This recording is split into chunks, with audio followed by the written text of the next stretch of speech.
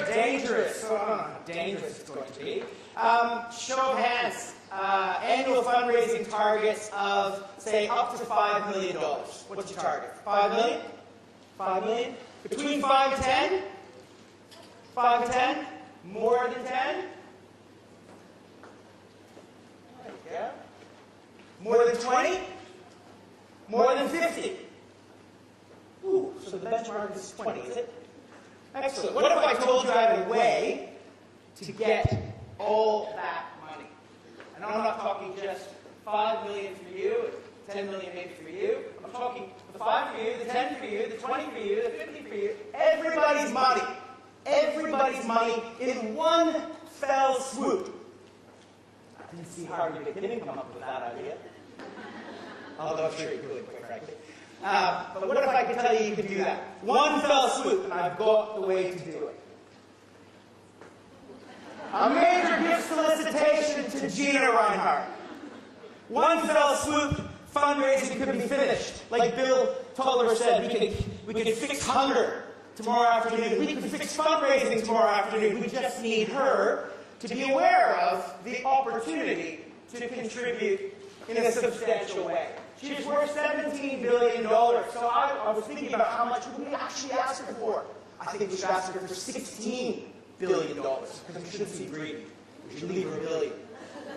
And we'll leave her the pearls, because those might have sentimental value. Okay? So we don't want to take the piss. You know? We want 16 million. Billion, sorry, 16 billion. $16 billion. Okay? That's what we want. And then I was thinking to myself, who would we get to do the major gift ask? There's a few issues there. You're supposed to find out who's the right person at the right time. There's a few issues there, isn't there? Okay. It's a mighty big if. I grant you it's a mighty big if. It's not a dangerous idea. It's just a slight crazy idea. But imagine the transformational giving that could occur if we could just convince her to part with a nation-building gift. But of course, if we do that, we're going to have to think of some pretty good DGOs, some pretty good designated gifting opportunities. Because let's face it, a thank you letter isn't quite going to cut it. A telephone call from the Prime Minister isn't quite going to cut it. So I was thinking about that. What would we do? What could we possibly do? And then I realized we could rename some stuff. We could, in education, there's I give Gonski. I'm thinking I give Gina. And then I'm thinking, I like the sound of the Reinhardt National Disability Insurance Scheme. That's not bad. I mean, think of that. Hundreds of thousands of people instantly transformed. Families instantly transformed because of her gift. That would be fantastic. There's a few things that we could rename. I came up with some very easy ones, like we could give her Tasmania. I'm just kidding. Anyway. So I thought there's a few easy things like that. But look, on a slightly more serious note, let's get started with some dangerous ideas, some disruptive thinking. Everybody knows those two logos, don't you? 23 million Australians. And we all get our food from basically 2 spots. Right? 2 spots. Okay, there's the corner shop when you run around in your pajamas like I do, but that's basically where we all get our food. Right? Not a lot of choice. Whoever flew on a plane domestically, there's not a lot of choice.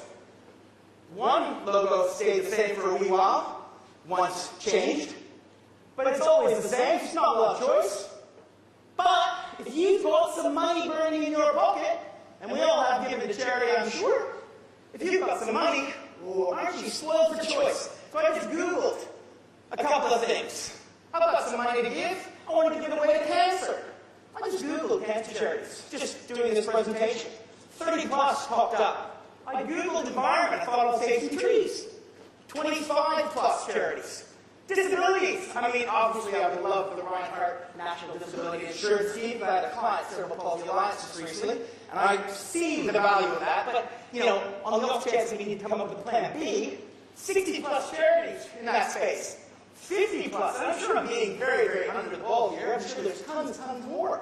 But there's a crazy amount of charities. I don't think anybody would dispute that. That's not overly dangerous. But now that we have that knowledge, what do we do with it? That's the dangerous fun bit. Don't take my word for it. The ACNC's own website 43% of charities endorsed by the ATO, about 56,000, have social and community welfare as their main purpose. 56,000 charities, and half of them, close to half of them, are saying roughly we do the same thing. Okay, I'm not trying to insult you, but I'm saying they broadly categorize themselves in the same basket. Religious charities, they make up another 22%, a further 17% in education. It's pretty obvious. There's tons and tons of charities. There's tons of choice. It's not Aldi. It's not Kohl's and Woolies. It's not Qantas and Virgin. It's like a billion choices. It's so out of hand. There's one charity for every 392 Australians. At some point, there'll be more charities than there are Australians. You laugh, but I actually plotted it out. It occurs somewhere like 2175 or something like that. So I'm suggesting no more designated gift recipient status for like lollipops being handed out by the ATO. It's like when you go to the dentist, my kids get a lollipop. It's the same thing. We've got to stop doing that. It's absolutely insane. My guess is there isn't a single person in here who wouldn't agree with that notion, would you? No more competition. We've got our DGR status, so I'm safe. That's good. Yeah, why would anybody else coming into the market? Good idea. Yeah, you're safe. Until I get to my next idea. I propose introducing a 3 strikes system. Here's where the room falls silent. Shit gets thrown at me. All right, a 3 strike system, slightly more generous than the 2 strike system that some of you might be familiar with in business, around board remuneration and the spills that can occur. I'm proposing a 3 strike system because, after all, we're in the charitable sector, so if being charitable, you get an extra strike. It's definitely silent. Item 1, your income from fundraising activities must increase year on year. Should income from fundraising activities decrease, charities receive their first strike. And the arbiter of this will be the ACNC, who's coming in with their new chart of accounts, so we'll all be treating income equally. Number 2, pretty obvious. If your income goes down for the 2nd consecutive year, you receive your 2nd strike. And the ACNC steps in and says, it's time that you guys start thinking about a merger. Start thinking about ways in which to truly collaborate, rather than just telling people you actually collaborate. All right? Oh, what do you think happens next? What do you think happens next? Do they hit the ball out of the park? Sorry, to use a baseball analogy. No, they don't. Strike 3 occurs. Income from fundraising activities decreases for 3 consecutive years. You get your 3rd strike. You're out. The ACNC comes in, takes away your DGR status, and says you can't have that back until you merge with somebody who isn't on the strike list. Not all feeling very safe now. Some of you are probably feeling quite safe. Others probably aren't.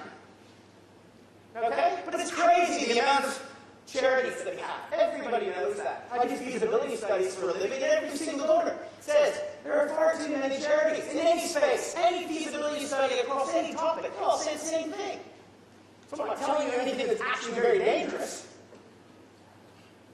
But my idea, sadly, will never be implemented. Not so sadly for you, summer. See those logos? We're all familiar with those logos. During the GFC, governments around the world, including our own, decided it was too big to fail. These organizations, too big to fail. Right? Too complex, too multi-layered in our society, too intertwined in every facet of what we do. So they actually would rather save a broken system than deal with the drama of trying to establish a new global system. Guess what? We're in the middle of our own GFC. All of us. We're in the middle of our own GFC. Because our sector is actually too big to reform. Due respect, Rob. Too big to reform. We account for 5% of GDP. We've got 900,000 roughly employed. Imagine the efficiency dividends that you hear about with government. We've got an efficiency dividend. It would pay off 3-4%. So what is an efficiency dividend in the not-for-profit sector? If we get a 5% efficiency dividend, that's thousands of people out of work. Thousands of people out of work. That's a whole bunch of religious organizations that potentially have their tax treatment treated differently, which is one of the things that's contestable. Imagine voters, 60,000, 70,000 voters related to any particular topic within religious charities who are galvanized around a bad notion like that. It's too big to reform. So it's never going to happen. It's a fun little dangerous idea. It's actually going to be up to us. Government's never going to touch this. Ever, ever, ever. The dangerous idea, folks, is the ATO and their lollipops. 1,700 of them.